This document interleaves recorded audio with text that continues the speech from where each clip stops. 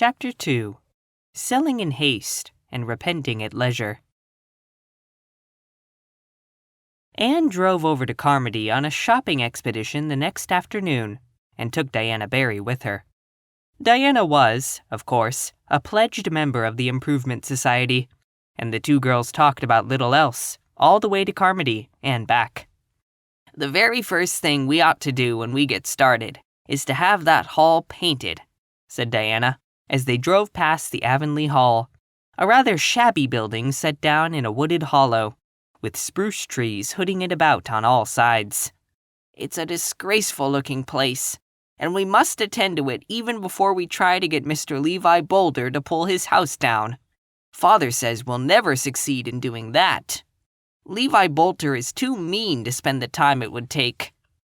"Perhaps he'll let the boys take it down if they promise to haul the boards and split them up for him for kindling wood," said Anne hopefully. "We must do our best and be content to go slowly at first. We can't expect to improve everything all at once. We'll have to educate public sentiment first, of course." Diana wasn't exactly sure what educating public sentiment meant, but it sounded fine, and she felt rather proud that she was going to belong to a society with such an aim in view. "I thought of something last night that we could do, Anne. You know that three-cornered piece of ground where the roads from Carmody and Newbridge and White Sands meet? It's all grown over with young spruce, but wouldn't it be nice to have them all cleared out and just leave the 2 or 3 birch trees that are on it?" "Splendid," agreed Anne gaily.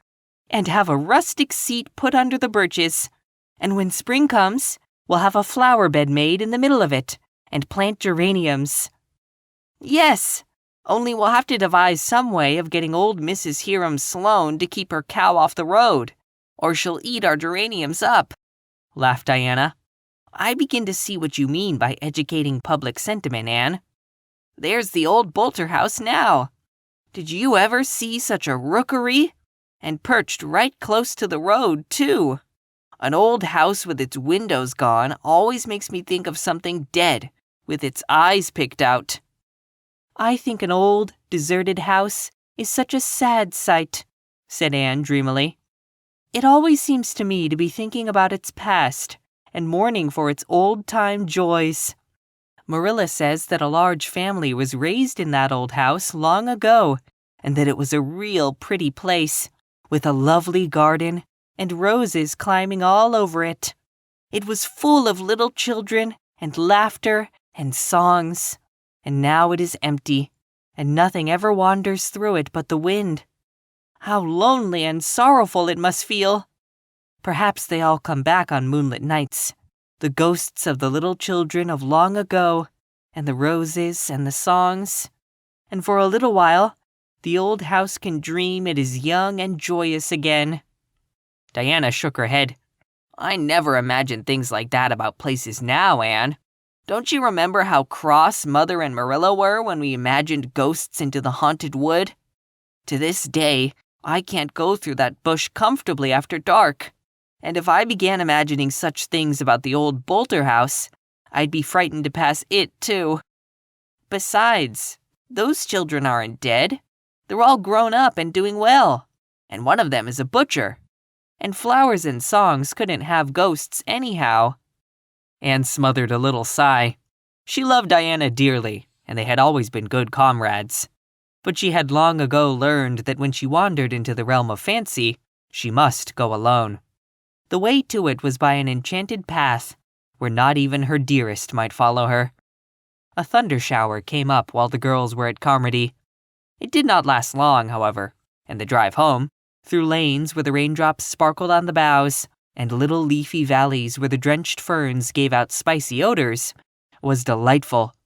But just as they turned into the Cuthbert Lane, Anne saw something that spoiled the beauty of the landscape for her. Before them, on the right, extended Mr. Harrison's broad, gray-green field of late oats, wet and luxuriant. And there, standing squarely in the middle of it, up to her sleek sides in the lush growth, and blinking at them calmly over the intervening tassels, was a Jersey cow. Anne dropped the reins and stood up with a tightening of the lips that boded no good to the predatory quadruped. Not a word said she, but she climbed nimbly down over the wheels and whisked across the fence before Diana understood what had happened. "Anne, come back!" shrieked the latter as soon as she found her voice. "You'll ruin your dress in that wet grain. Ruin it! She doesn't hear me. Well, she'll never get that cow out by herself. I must go and help her, of course." Anne was charging through the grain like a mad thing. Diana hopped briskly down, tied the horse securely to a post, turned the skirt of her pretty gingham dress over her shoulders, mounted the fence, and started in pursuit of her frantic friend. She could run faster than Anne, who was hampered by her clinging and drenched skirt, and soon overtook her. Behind them they left a trail that would break Mr. Harrison's heart when he should see it. "Anne, for mercy's sake, stop," panted poor Diana. "I'm right out of breath, and you are wet to the skin." "I must get that cow out before Mr. Harrison sees her," gasped Anne. "I don't care if I'm drowned, if we can only do that." But the Jersey cow appeared to see no good reason for being hustled out of her luscious browsing ground. No sooner had the two breathless girls got near her than she turned and bolted squarely for the opposite corner of the field. "Head her off!" screamed Anne. "Run, Diana, run!" Diana did run. Anne tried to, and the wicked Jersey went around the field as if she were possessed. Privately, Diana thought she was. It was fully 10 minutes before they headed her off and drove her through the corner gap into the Cuthbert Lane.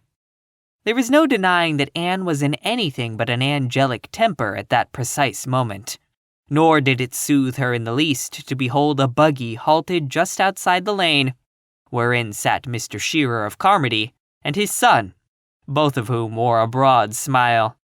"I guess you'd better have sold me that cow when I wanted to buy her last week, Anne," chuckled Mr. Shearer. "I'll sell her to you now, if you want her," said her flushed and disheveled owner. "You may have her this very minute." "Done. I'll give you 20 for her as I offered before, and Jim here can drive her right over to Carmody. She'll go to town with the rest of the shipment this evening. Mr. Reed of Brighton wants a Jersey cow." 5 minutes later, Jim Shearer and the Jersey cow were marching up the road, and impulsive Anne was driving along the Green Gables lane with her $20. "What will Marilla say?" asked Diana. "Oh, she won't care. Dolly was my own cow, and it isn't likely she'd bring more than $20 at the auction. But oh dear, if Mr. Harrison sees that grain, he will know she has been in again, and after my giving him my word of honor that I'd never let it happen. Well, it has taught me a lesson not to give my word of honor about cows. A cow that could jump over or break through our milk pen fence couldn't be trusted anywhere." Marilla had gone down to Mrs. Lynde's, and when she returned knew all about Dolly's sale and transfer, for Mrs. Lynde had seen most of the transaction from her window and guessed the rest. "I suppose it's just as well she's gone, though you do things in a dreadful headlong fashion, Anne. I don't see how she got out of the pen, though. She must have broken some of the boards off." "I didn't think of looking," said Anne, "but I'll go and see now. Martin has never come back yet. Perhaps some more of his aunts have died. I think it's something like Mr. Peter Sloane and the octogenarians. The other evening, Mrs. Sloane was reading a newspaper, and she said to Mr. Sloane, 'I see here that another octogenarian has just died. What is an octogenarian, Peter?' And Mr. Sloane said he didn't know, but they must be very sickly creatures, for you never heard tell of them but they were dying. That's the way with Martin's aunts." "Martin's just like all the rest of those French," said Marilla in disgust.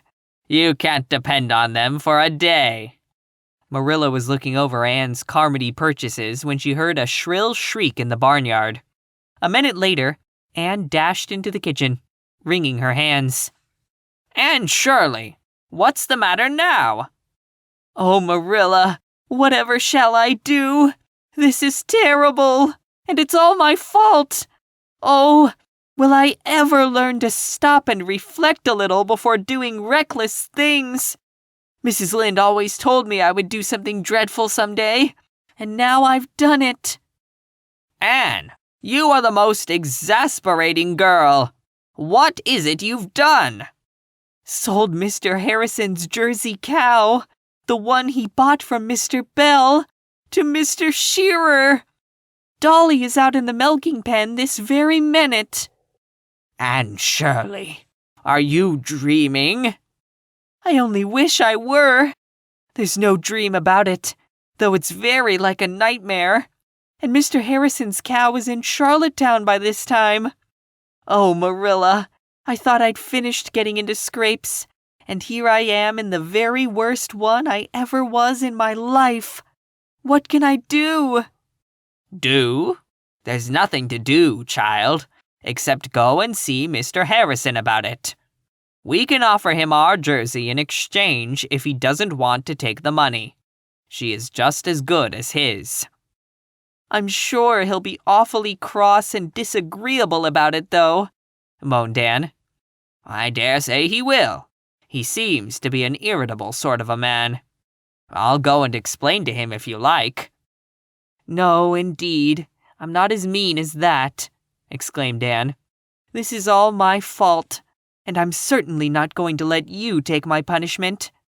I'll go myself, and I'll go at once. The sooner it's over, the better, for it will be terribly humiliating."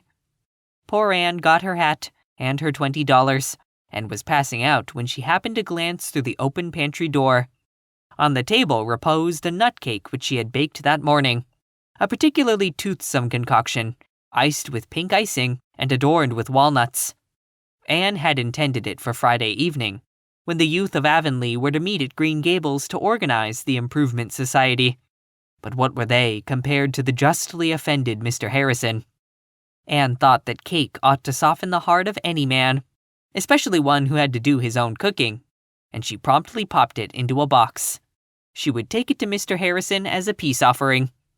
"That is, if he gives me a chance to say anything at all," she thought ruefully, as she climbed the lane fence and started on a shortcut across the fields, golden in the light of the dreamy August evening. "I know now just how people feel who are being led to execution."